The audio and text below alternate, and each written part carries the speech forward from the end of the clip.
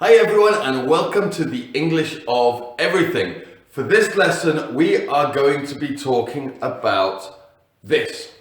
Now this is an apple and I know you know that this is an apple, but this is a very good way of demonstrating the depth of language, and especially when learning new vocabulary and looking for ways how to learn better vocabulary. This is a very good way of demonstrating it. Now, I know this is an apple, it's a red, nice, shiny apple, and you can look at a number of different ways of describing it.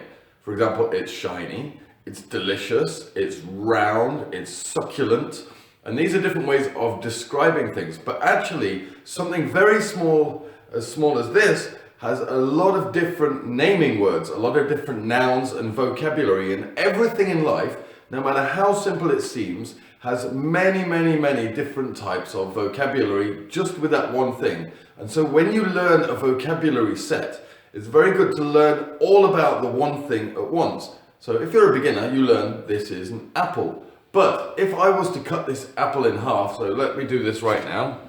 I have a knife in front of me right here. I'm going to cut it in half. This apple is now cut in half. And we can now, or I can now demonstrate to you a number of the different pieces of vocabulary when you are learning about apple. So for example, on the outside, you have the red skin. This is the skin, and most fruit has a skin.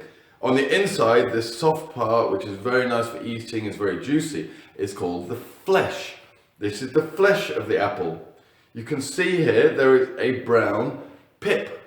And this is a seed. We call it a pip in English. Some other places around the world call it something different. It's a pip. This is what goes into the ground and grows into an apple tree, and more apples are produced. So this is a pip.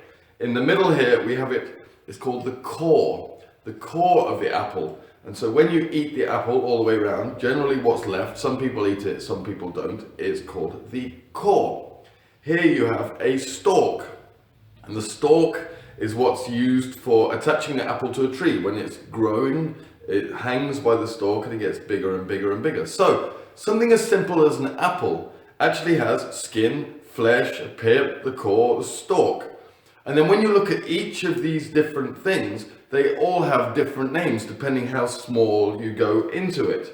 So this is a demonstration of how a simple apple can actually produce a word group of vocabulary. You have a lot of different things. If I was to say an elephant is a big grey creature, and when you're a beginner, you learn the word elephant.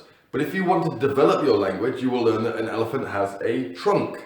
It has tusks, which are made of ivory. It has thick, leathery skin. It has 4 legs. It has a tail. It has big ears, which are used for dispersing heat. There's a lot of different vocabulary about every single item. So for your English language learning, when you learn one word, try and learn some other words. Look on the internet or find a book that helps you expand on your vocabulary. So for every item, you have a large vocabulary set. So this is my lesson for today. I hope it's useful for you, and happy learning. And I'll see you in another lesson. Bye-bye, everybody.